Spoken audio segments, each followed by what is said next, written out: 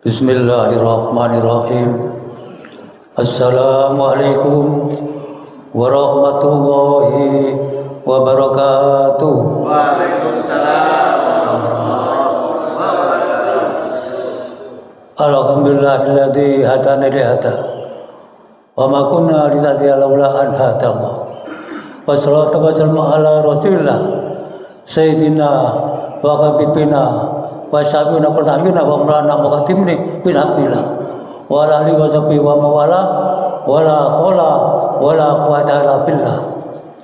Subhanaka la ilma lana illa ma 'allamtana innaka antal alimul hakim. Rabbi shrah li sadri wa yassir li amri wa hlul 'uqdatam min lisani yafqahu qawli. Amin. Alhamdulillah. Pertama kita membacakan puji syukur kita kehadirat Allah SWT yang Rahman dan Rahim pada kita sekalian, sehingga pada hari ini kita bersama-sama dapat salat subuh berjamaah, dan insya Allah kita lanjutkan dengan sedikit berbincang-bincang tentang agama kita Islam.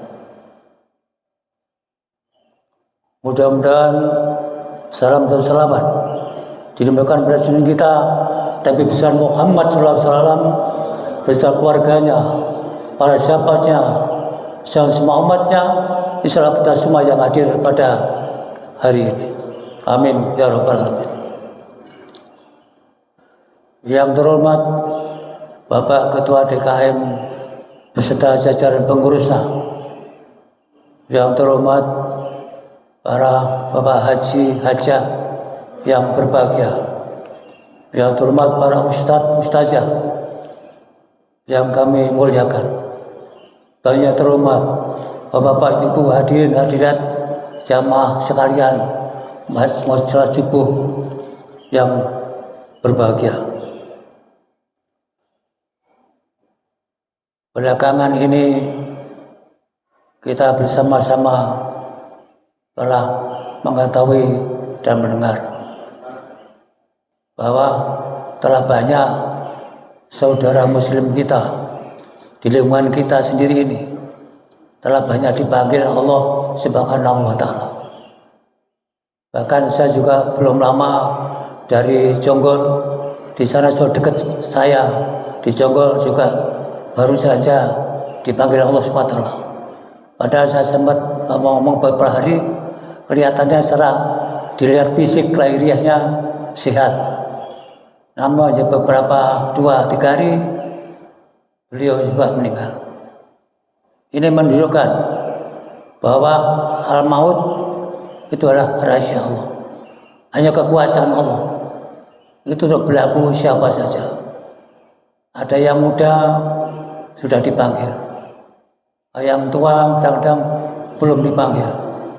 Kebalikannya, yang tua dipanggil belakangan, yang muda dipanggil duluan. Kadang-kadang ini kan balik tadi, kita manusia tidak ada satupun yang mengetahui kapan umur kita ini, ajal kita ini akan berakhir. Ini ajal rahasia Allah. Rahasia Allah yang ketahui. Untuk itu dengan demikian, sebagai peringatan kita, iktibar kita mempersiapkan sebelum ada giliran. Jadi karena mati itu wajib, makanya ada yang kita berbanyak amal soleh. Itu tugas kita adalah laksanakan pedakan perintah puji Allah dalam Al-Quran dan tuntunan Rasulullah di hadis Rasulullah SAW. Kedua dasar itulah sebagai dasar hidup kehidupan kita, baik untuk kebaikan di dunia akan kita bekal di akhirat nanti. Karena nanti Allah tidak menanya tentang harta, berapa hartamu, tidak. Yang ditanya ada 2 di akhirat. Dari mana kau dapat harta dan kau bergunakan untuk apa? 2 inilah yang kita cari berdasarkan tadi Al-Quran dan Rasulullah SAW. Itu tugas kita hadir zaman. Kita kadang-kadang umur pendek,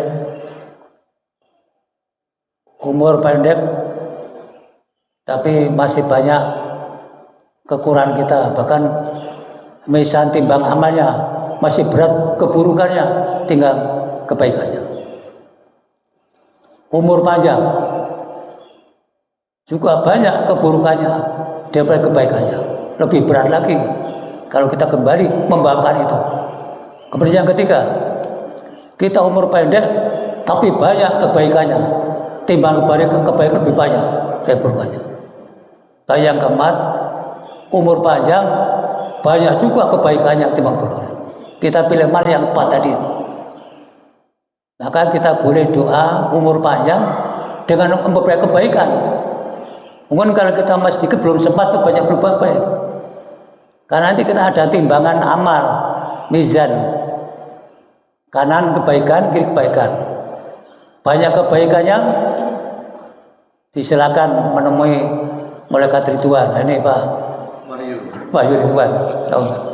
Nanti akan diterima malaikat Ridwan dengan senyum ke surga. Kalau kita banyak mizan, timbangan amal, banyak keburukannya, kita terima kiri catatan amal kita, diserahkan oleh malaikat Malik ke neraka. Inilah dua belas. Akhir kita nanti dua itu tadi. Itu adalah kita tempuh selama kita di dunia ini. Itu tegakkan dua perkara, Al-Quran dan Sunnah Rasulullah Sallallahu Alaihi Wasallam. Yaitu melalui penjabaran dengan para ahli ulama, para ustaz. Ada kebetulan di kita juga banyak ustaz nyampaikan hal itu. Ikut. Itu ada dasar. Ini yang tahu siapa diri kita masing-masing. Jadi kita membuat neraca sendiri. Hari ini kita kira-kira banyak baik maupun burukan. Kita tingkatkan mingguan. Minggu ini kita baik banyak mana amal kita baik dan buruk. Sampai bulanan dan tahunan. Insya Allah bila kita membuat neraca pribadi dari kita sendiri, sebelum kita nggak bisa nilai orang lain, diri kita sendiri, kita neraca dari mulai harian sampai nanti tahunan. Kira-kira banyak mana? Itu minimal ada gambar kita untuk bekal nanti di akhirat. Makanya kita bahkan ada beberapa tentang maut ini. Allah beriman surat Al-Anbiya ayat 35. A'udzubillahi minasyaitonirrajim. Bismillahirrahmanirrahim. Kullu nafsin dha'iqatul maut wa balaghakum billahi wal khairi wisna wa ilana turja'un. Tiap-tiap yang berjiwa akan merasakan mati. Kami akan menguji kamu dengan keburukan dan kebaikan sebagai cobaan yang sebenarnya, dan hanya kepada Kamilah kamu kembali. Kemudian ayat Al-Ankabut ayat 57 yang sering kita baca setiap ada musibah kematian. Kullu nafsin dha'iqatul maut tsumma ilaina turja'un. Tiap yang berjiwa, yang hidup akan merasakan mati, kemudian hanya kepada Kamilah, kepada Allah kamu dikembalikan. Juga di dalam surah Al-Imran ayat 105. Jadi kita kutip ada beberapa ayat tentang masalah kematian. Allah berfirman ayat 185. Kullu nafsin dha'iqatul maut wa innama tuwaffawna ujurakum yaumal qiyamah wa ma yukhzika 'anil nar wa dakil jannata faqad faz wa mal hayatud dunya illa mataul ghurur. Kata Allah, tiap-tiap yang berjiwa akan merasakan mati. Dan sesungguhnya pada hari kiamat sajalah disempurnakan pahalamu. Barang siapa dia jauhkan dari neraka dan dimasukkan ke dalam surga, maka sungguh ia beruntung. Kehidupan dunia itu tidak lain hanyalah kesenangan yang memperdaya.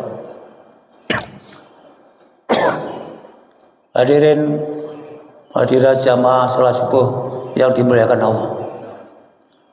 Jadi ujian Allah itu ada dua macam, keburukan dan kebaikan.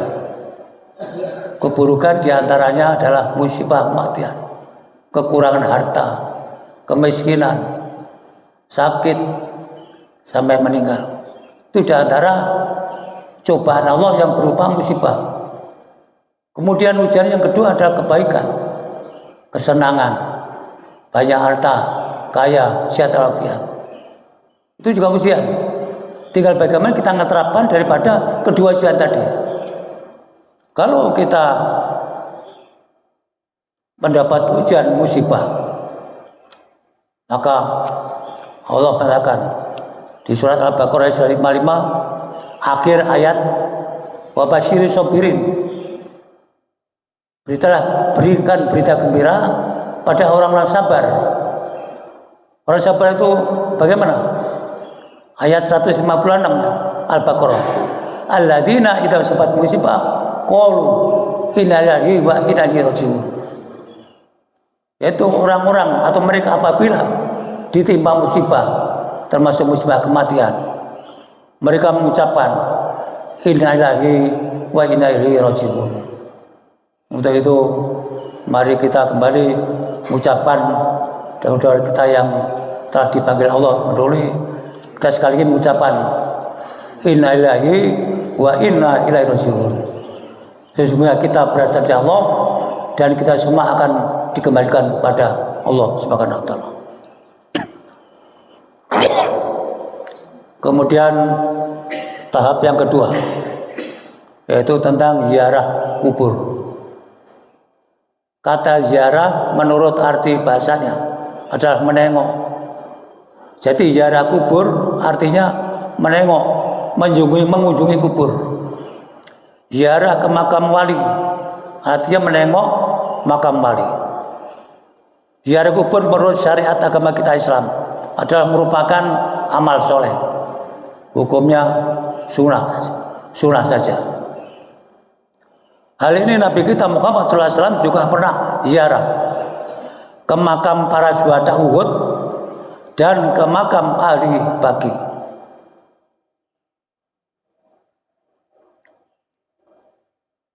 Makam syuhada Uhud ini adalah kurang lebih, kalau Bapak Ibu pernah ke sana, memang dari Mekah kurang lebih 3 kilo sampai 3,5 kilometer. Jadi posisinya ini ada tengah-tengah itu. Nah, pelatarannya sekarang kelihatannya sudah makin bagus, dilebari. Jadi kalau diarahkannya mobil-mobil bis besar bisa di situ. Kalau dulu belum begitu, waktu sebelum tahun 2000 dulu. Termasuk sekarang makin bagus. Makin nyaman yang melakukan haji atau umroh sana. Ada kereta cepat juga Mekah Madinah. Nanti kereta cepat ada juga. Jadi kurang lebih Jakarta Tegal kira-kira jauhnya. Maka Madinah terus kan udah ada kereta cepat. Itu banyak jamaah kita kemarin informasi banyak ada kereta cepat itu. Maka Madinah. Jadi Rasulullah SAW pernah juga ziarah ke makam pahlawan Uhud dan ahli Baqi. Kalau makam Baqi itu adalah sebelahnya Masjid Madinah. Dulu masih sempit pintunya. Sekarang saya lihat di TV udah diperindah. Dulu kita masih turun ada motor banget. Sekarang kelihatannya dijaga dan bagus. Itu udah bagi dekat dengan Madinah. Jadi kalau kita ada makam Rasulullah, Raudhah sampai Raudhah adalah makam Rasulullah Abu Bakar. Kita keluar menuju ke makam Baqi ini. Hal ini Rasulullah SAW tentang ziarah tadi.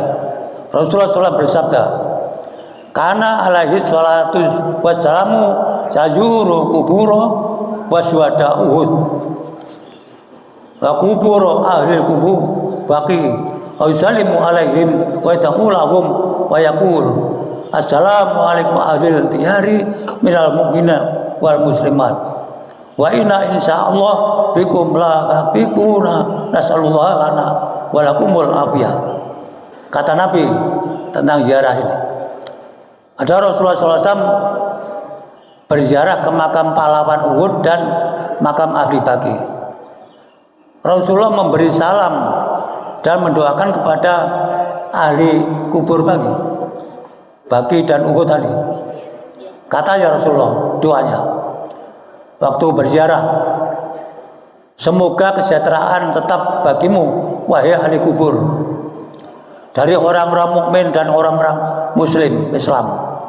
Insya Allah, kata Rasulullah, insya Allah kami akan bertemu dengan kamu. Kami mohon kesehatan kepada Allah untuk kami dan untuk kamu. Hadis riwayat Imam Muslim, Imam Ahmad dan Ibnu Majah. Ini dasar ziarah kubur yang pernah dilaksanakan Rasulullah Shallallahu Alaihi Wasallam. Di hadis lain Rasulullah SAW bersabda, Ani bin Mas'ud radhiyallahu anhu, anna Rasulullah Shallallahu Alaihi Wasallam, qala, kuntu nahaitumma, kunhadim summa an ziyaratil kubur, bagaru juha, wa innaha tujahidu turja, wa tudzakirul akhirah. Dari Ibnu Mas'ud Rasulullah SAW bersabda, bahwa Rasulullah SAW mengatakan, aku dulu melarang kamu ziarah kubur, maka sekarang berziarahlah, karena ziarah kubur itu dapat berzuhud terhadap dunia dan dapat pula mengingat akan alam akhirat. Hadis riwayat Imam Ibnu Majah.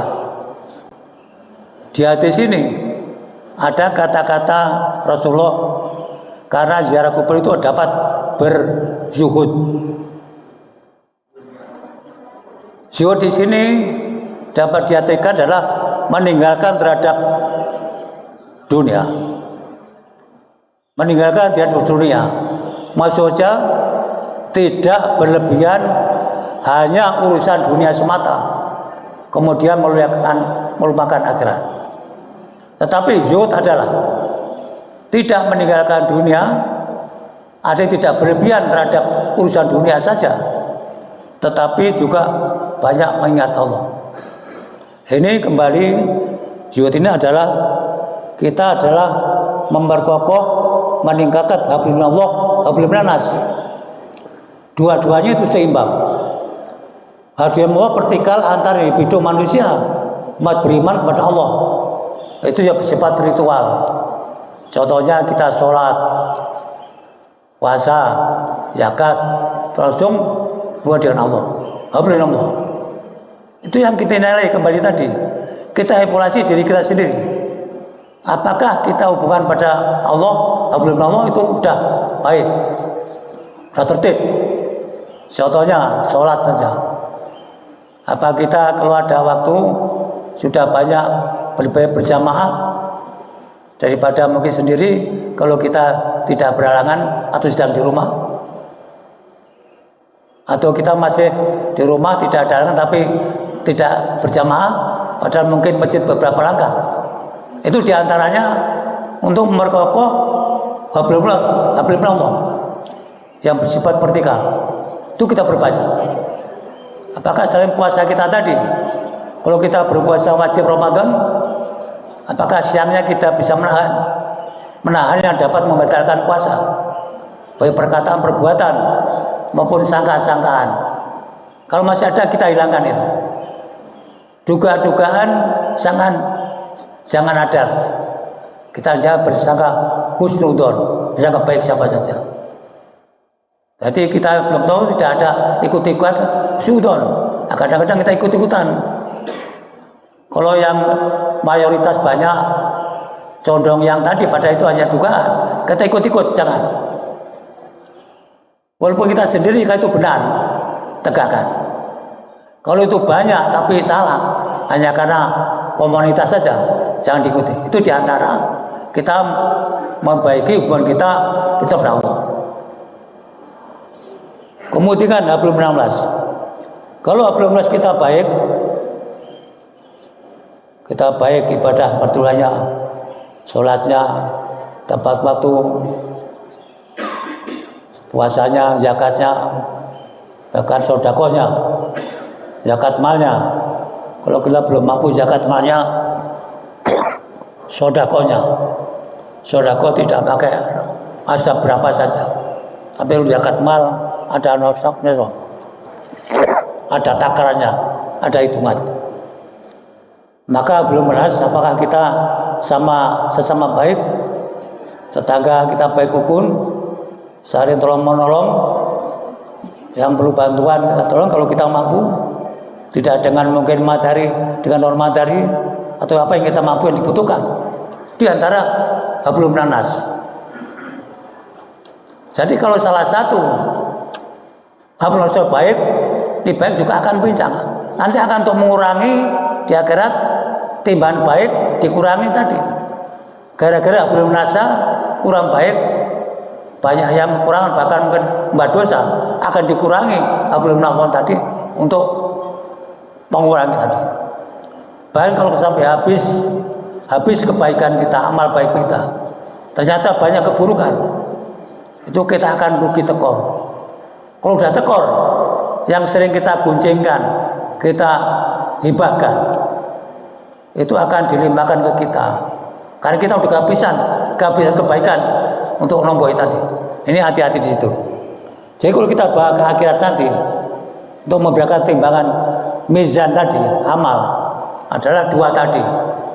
Ibadah bersifat vertikal, individu ya, bersifat horizontal. Hablumullah, hablum nas. Insya Allah kalau kita memberatkan itu sesuai kemampuan masing-masing, tapi niat kita ikhlas, walaupun sedikit, insya Allah akan kita bawa bekal menghadap Allah Subhanahu wa Ta'ala. Mudah-mudahan kita itu dapat melaksanakan walaupun sedikit sesuai kemampuan masing-masing, yang penting kita amalkan. Kemampuan kita yang baikkan ilmu sedikit, tapi kita amalkan, itu akan bermanfaat. Lebih-lebih banyak, kita lebih banyak lagi. Tapi kebalikannya, jangan banyak ilmu, tidak dimanfaatkan, bahkan kurang diamalkan. Insya Allah sedikit, itu istiqomah kita makan. Ada yang susah lagi, sedikit tidak pernah amalkan, itu lebih terjumus lagi. Itu. Jadi Allah adalah sesuai kemampuan kita masing-masing. Jadi dipaksakan, tapi untuk niat melaksanakan ibadah kemampuan.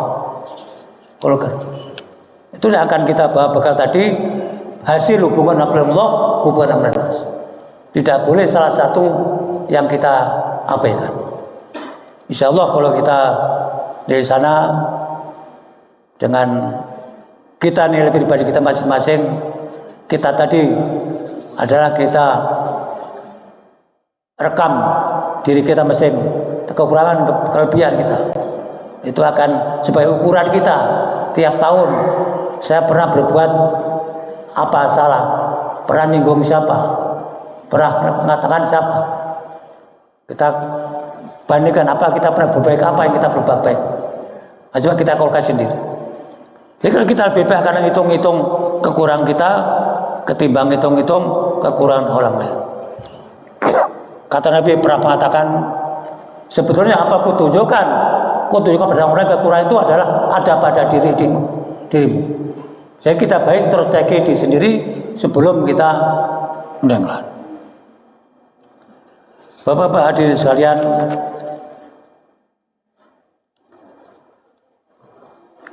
dalam perwud ini pasukan muslim yang dipimpin Rasulullah mengalami kegagalan. Karena kegagalan pasukan, ada di pergub pasukan pemanah Rasulullah melanggar perintah Allah. Betul penempatan tadi kata Gunung Uhud itu tengah-tengah nih. Rasulullah menempatkan 3 pasukan regu pasukan pemanah di tengah-tengah.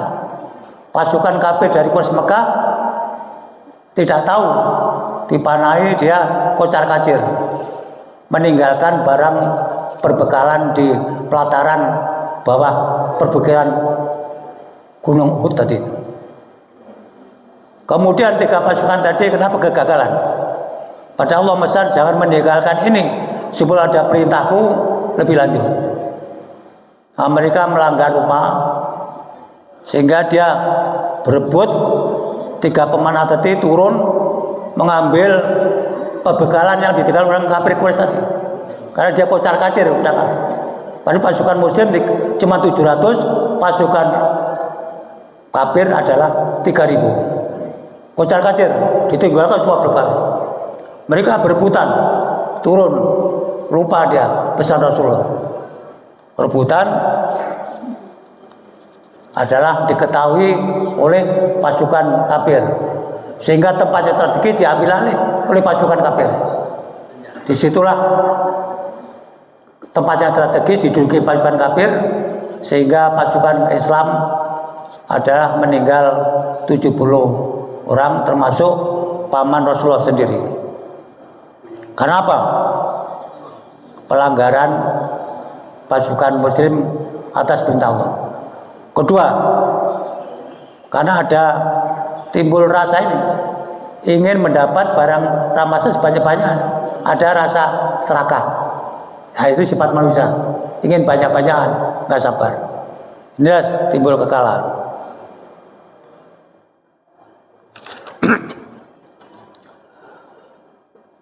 Jadi kegagalan pasukan Rasulullah karena dua tadi, pelanggaran tidak mentaati perintah Rasulullah, jangan meninggalkan ini sebelum ada perintahku lebih lanjut. Kedua, dia meninggalkan.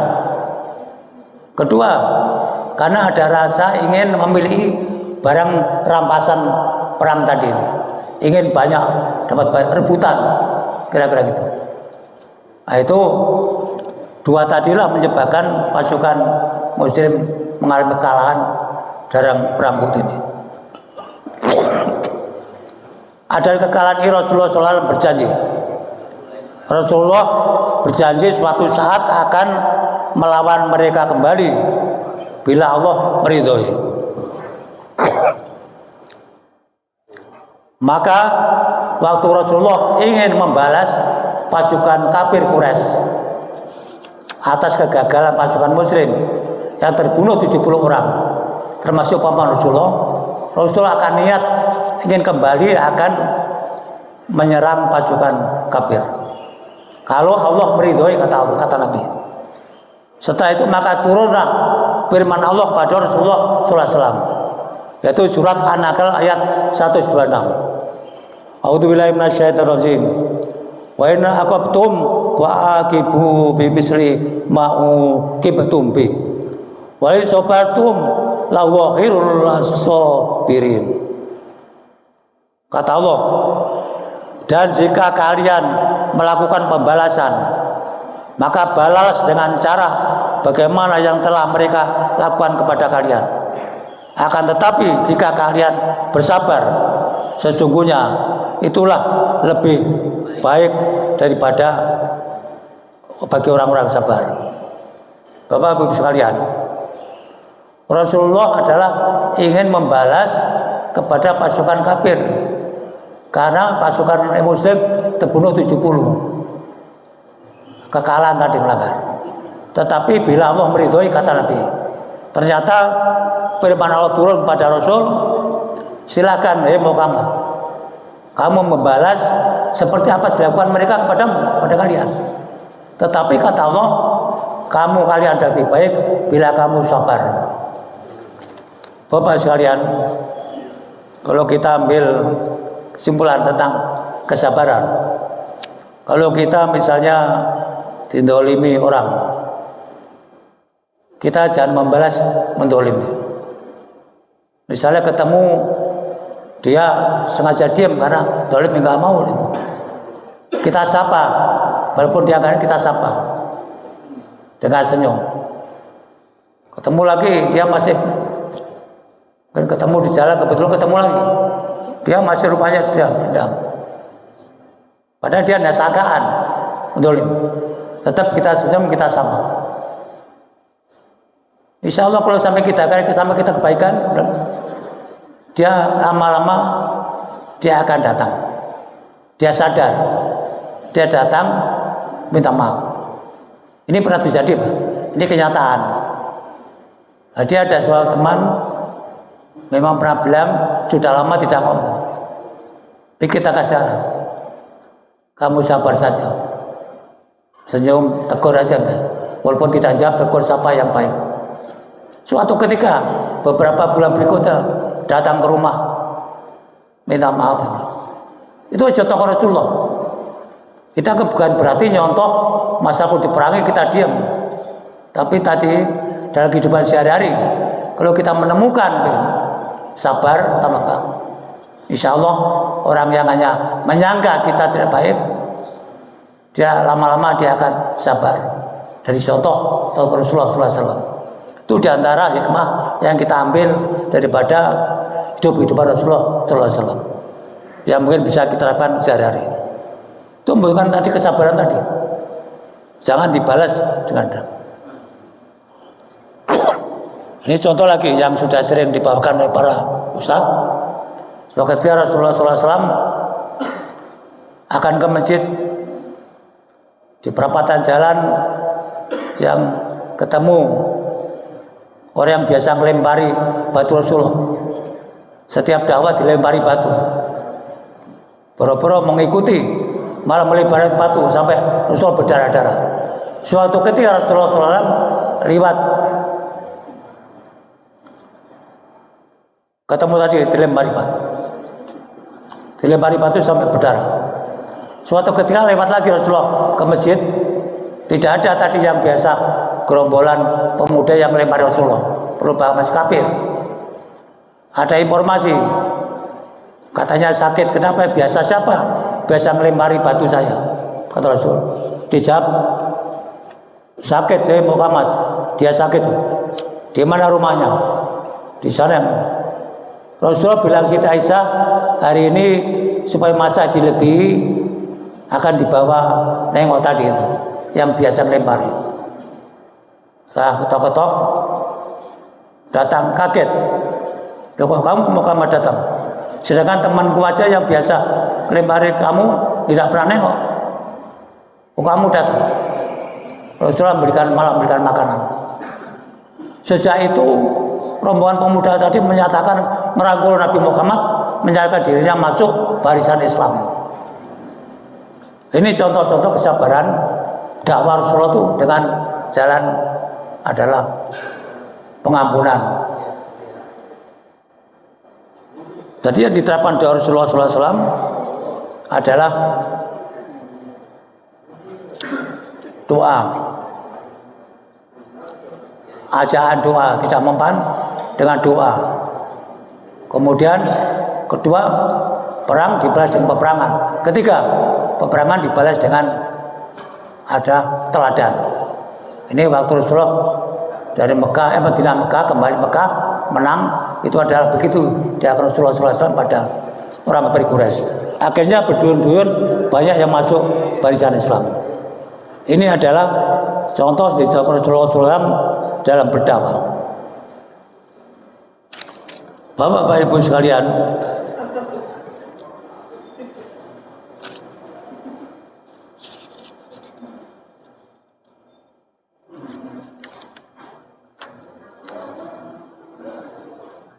bahwa Allah SWT memenuhi janjinya kepada kaum muslimin ketika tadi orang pasukan muslim turun karena Allah sengaja menguji, diberikan kesenangan tadi. Tapi Allah kesimpulannya adalah masih memaafkan orang yang tadi itu. 3 pasukan panah, tapi Allah tetap memaafkan. Bapak Ibu sekalian, kemudian yang kedua adalah tentang takziah atau belasungkawa. Berduka cita akan kematian keluarganya sesama muslim atau keluarga sendiri. Semua cepat innalillahi rajiun. A'udzubillahi syuraka wa aksana aja buka wa ghafari majitika. Kita semua kepercayaan Allah dan kepadanya lah kita kembali, mudah-mudahan melimpah karunia-Nya kepada Allah, memberikan beban penderitaannya, membuat engkau sabar. Dan tadi kalau kita tahiyat, pertama kita mendoakan jenazah. Mudah-mudahan jenazah almarhumah atau almarhum ini diampuni dosa Allah semaksimal dan terima amal ibadah kita. Yang kedua, kalau kita ya berikan belasungkawa pada keluarganya tinggalkan. Sabar tawakal menghadapi musibah ini.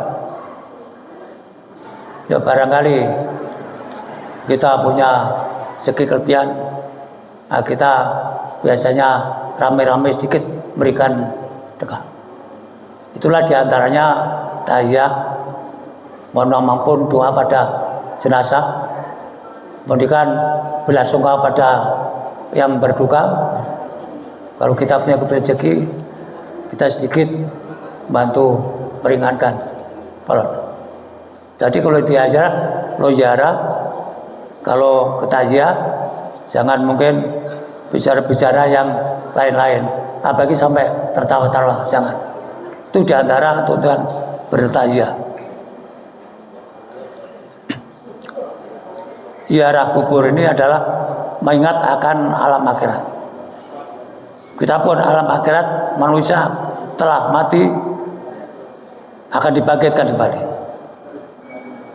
Kemudian lagi yang kedua adalah berzuhud. Jangan berlebihan hanya semata-mata dunia, tapi ingat akan akhirat. Kalau kita aja. Ketiga, kita ambil suri teladan untuk ziarah ke makam para alim ulama, para kiai. Kita keteladani ilmu para kiai tadi, akhlaknya, ketawadunya. Itu kita ambil tulisannya itu. Kemudian yang terakhir, karena ini saya maaf banyak batu juga, banyak batu juga. Barangkali yang terakhir, tata cara ziarah kubur. Ini sering kita laksanakan. Menurut syariat agama Islam, ada beberapa petunjuk tata ziarah. Pertama, sebelum ziarah hendaknya kita punya air wudhu. Kedua, setelah sampai di pintu gerbang makam, supaya kita mengucap salam pada ahli kubur. Assalamualaikum ahli diyari minal mu'minin wal muslimat wa inna insyaallah bikum lahiquna nasallallahu lana walakumul afiyah. Semoga kesejahteraan tetap bagimu wahai ahli kubur, dari orang-orang mukmin dan orang-orang Islam. Insya Allah kami akan ketemu dengan kamu. Kami mohon kesejahteraan pada Allah untuk kami, untuk kamu. Ini hadis sahih riwayat Muslim dan Ibnu Majah. Kemudian ketiga, sampai di depan makam yang akan kita ziarahi. Kemudian kita menghadap ke arah muka jenazah yang kita ziarahi, yaitu menghadap timur berarti, sambil mengucap salam khusus pada yang kita ziarahi. Assalamualaikum, ya siapa nama yang kita ziarahi, disebut namanya. Atau bahasa kita ada kesejahteraan bagi orang wahai siapa namanya.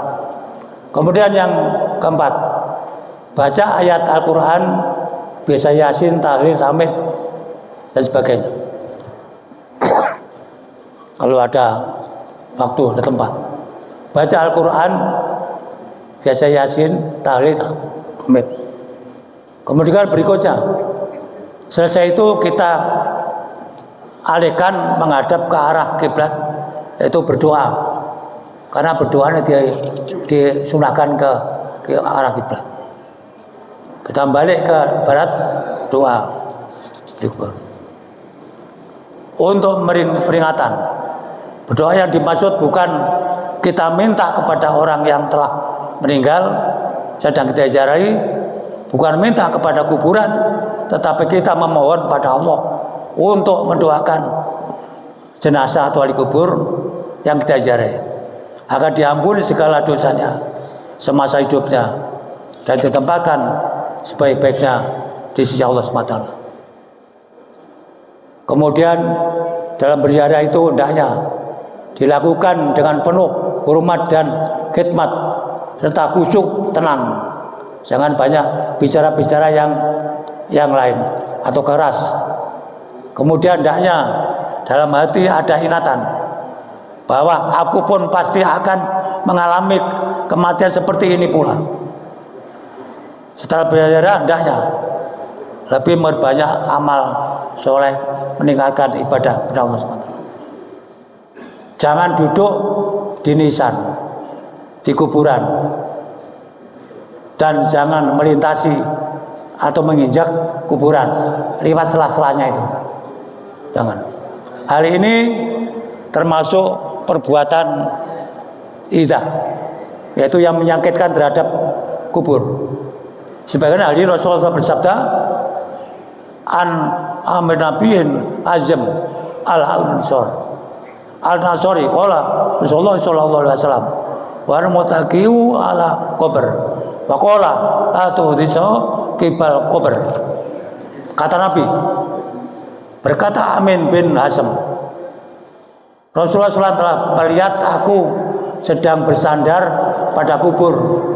Maka Rasulullah SAW bersabda, jangan engkau membuat sakit terhadap yang punya kubur, ahli kubur. Itulah diantara adab kita masuk kubur. Jangan duduk di tempat kubur, jangan menginjak kuburan,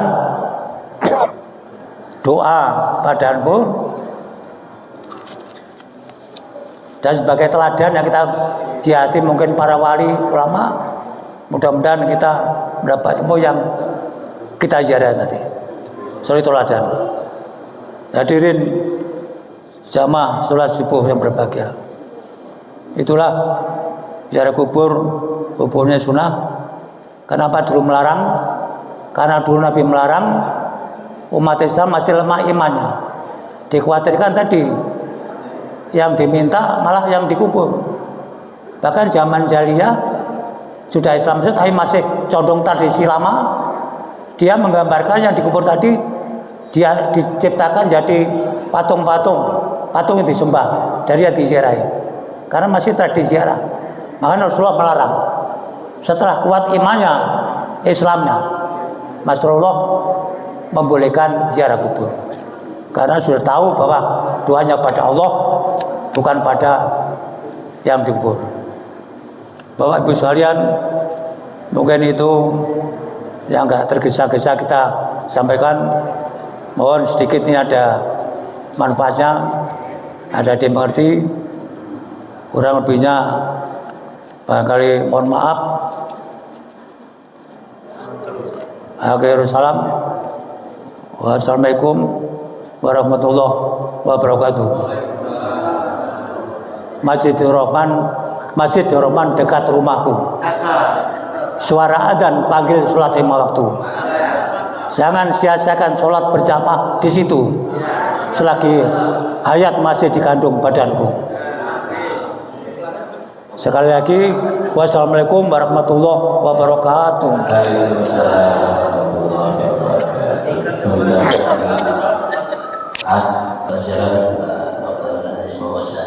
Telah mengingatkan kita tentang ziarah kubur yang insya Allah nanti pukul berapa? 9. Insya Allah kita akan ziarah kubur ya, dan mengantarkan saudara muslim kita yang terakhir. Mudah-mudahan jamaah bisa ikut mensolatkan, kemudian bisa bersama-sama ke sana karena kebetulan hari ini hari Ahad, bisa dalam keadaan libur. Bapak yang saya muliakan, ada beberapa informasi yang perlu disampaikan. Yang pertama,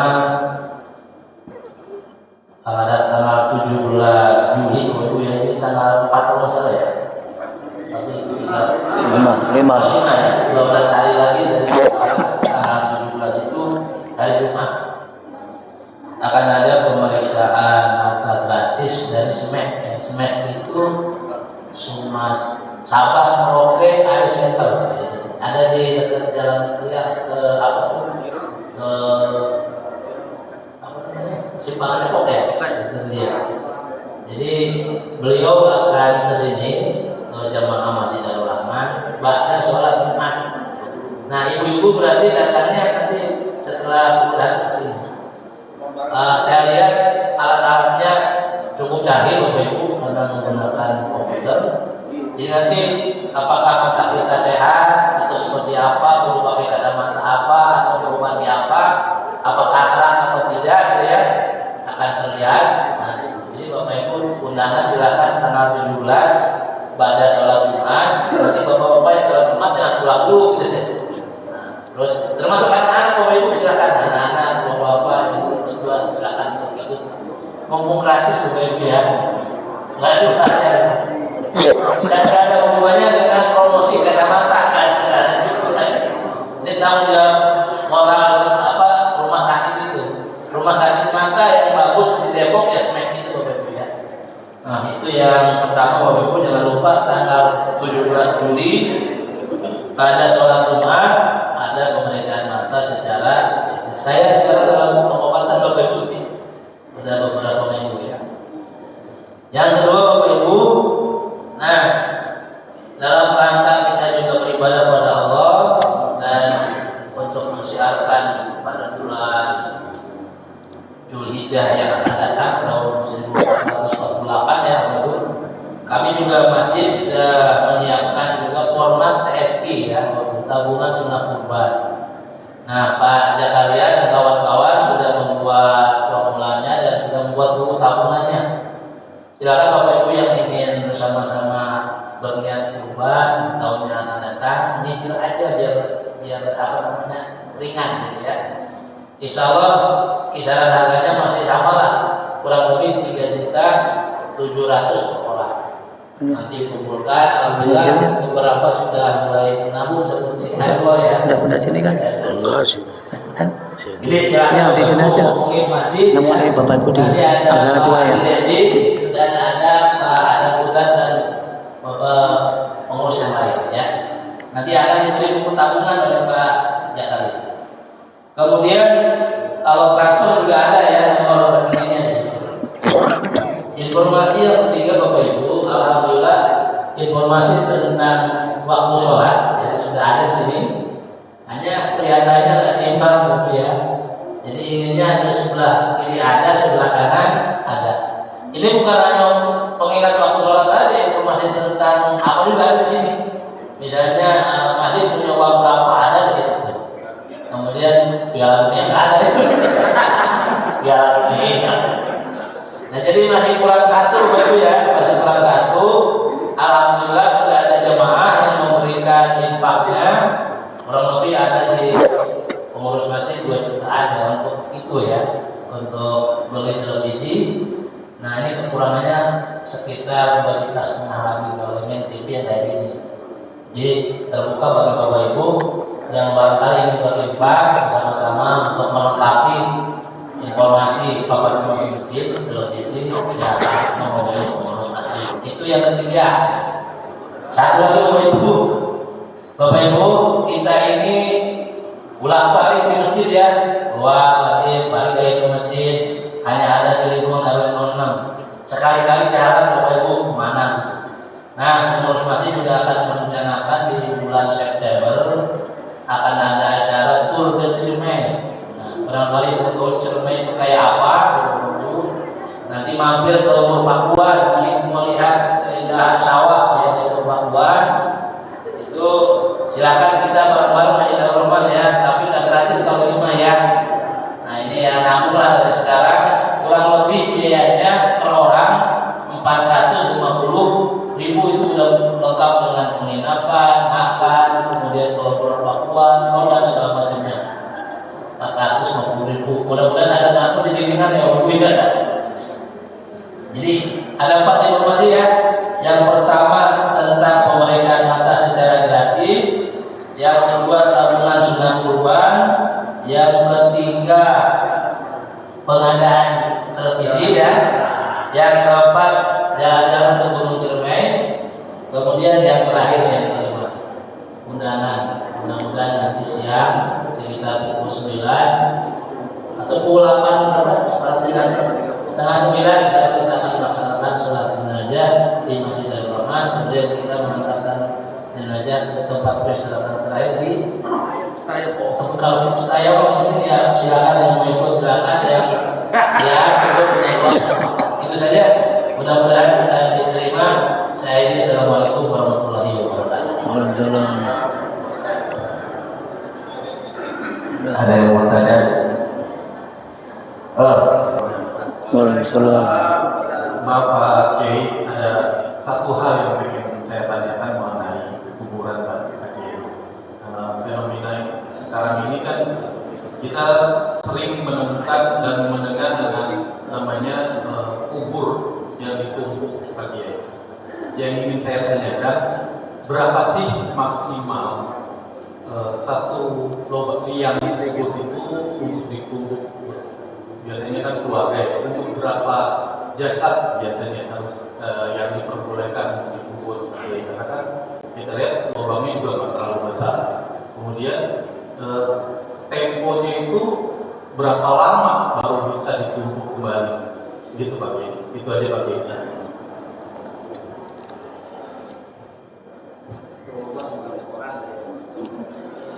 Ini bapak-bapak tentang kuburan ditumpuk itu memang tergantung daripada memang lokasi juga. Kan ini contoh di Masjid Baqi di Madinah itu hampir tiap hari ada di situ tumpuk karena lokasinya terbatas. Ini di Baqi di Madinah saya ceritakan tadi itu hampir tiap hari ada yang meninggal. Sempat saya tanya juga dulu, ini di mana Pak? Ini Pak, jadi dikubur, ditumpuk. Biasanya kalau udah kira-kira makanya ada 1000 hari, kira-kira udah jadi tulang belulang. Itu waktunya sudah tidak mengaruhi, tidak ada jasad lagi, sudah menjadi masuk tanah. Jadi 1000 hari. Bahkan di Madinah, di Mekah, termasuk di Ma'la, kuburan Siti Hadijah itu, saya pernah ziarah sana dulu, masih haji, ke Ma'la, dibagi di Uhud tadi itu, kita langsung, saya sempat tanya, lah ini tiap hari ada yang kubur di mana? Tadi tumpuk, Pak. Memang tadi ada waktunya, yang sudah jadi tulang belulang tanah. Jadi jangan yang masih ada sasar, masih nggak boleh. Jadi tergantung faktor tempat juga, karena darurat itu dibolehkan. Sama dengan kita misalnya, ini contoh kedaruratan tadi, Islam, yang haram jadi halal. Seandainya kita umat Islam sedang menuju ke belantara hutan, menuju ke tempat yang kita tuju, mungkin tempat ibadah, kita tidak tahu.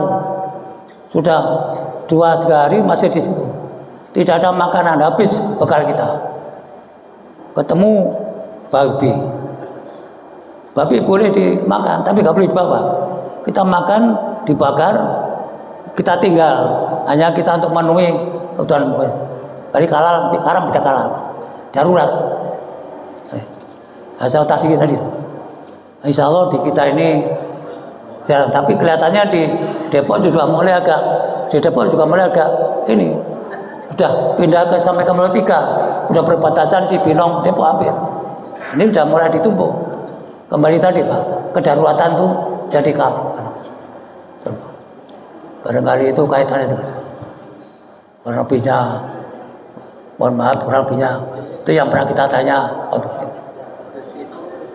Ya, ini apa namanya, untuk kuburan yang ditumpuk aslinya almarhum Pak Kiai pernah sampaikan pada kami, almarhum Haji Saki itu menyampaikan kalau ditumpuk makruh hanya dibenci aja, nggak sampai ke dosa. Batasan bebas, yang penting kalau tukang gali bilang 5 tahun Pak, 5 tahun nggak boleh tumpuk. Di karet bifak itu 1 liang sampai 8 sampai 6. Yang penting batasnya berjarak aja.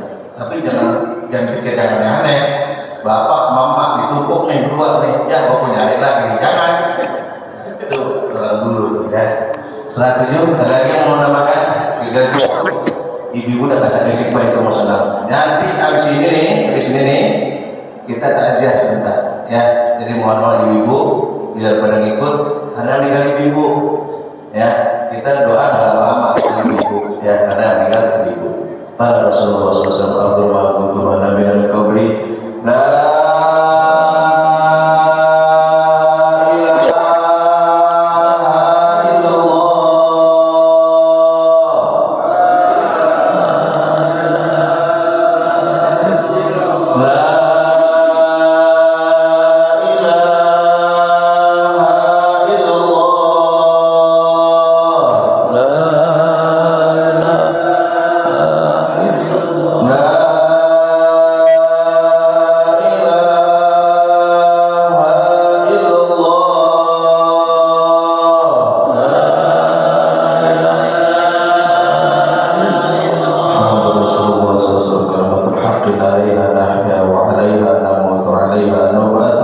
insyaallah ta'ala alamin alladzina la khaufun 'alaihim wa la hum yahzanun bi fadlika Allahumma ya rabbal alamin. Al-Fatihah.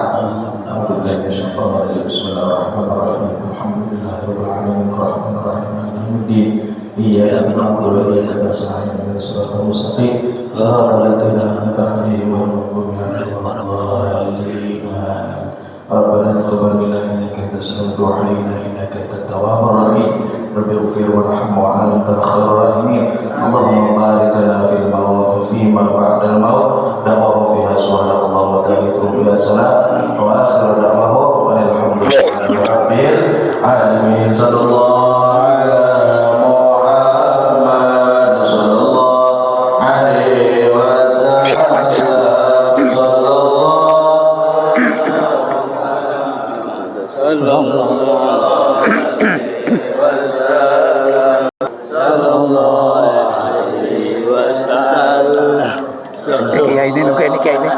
Kayak ini di sini ada.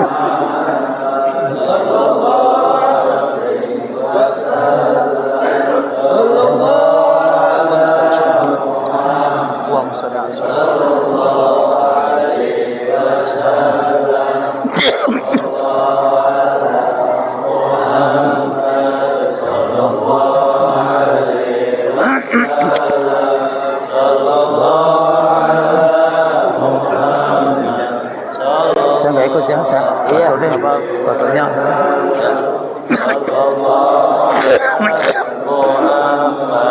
Ya Rabbi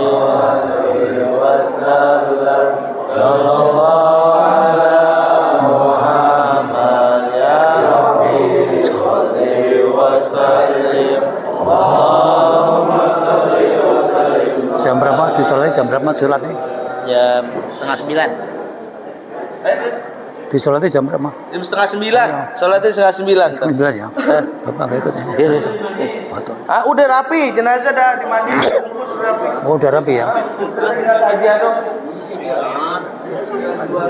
Cepet dong. Bapak tinggal di mana? Bapak tinggal di mana? Di baru. Oh baru ya. Deretannya. Iya. Baru. Tadinya di mana? Tadinya di mana Pak tadinya? Ya. Tadinya di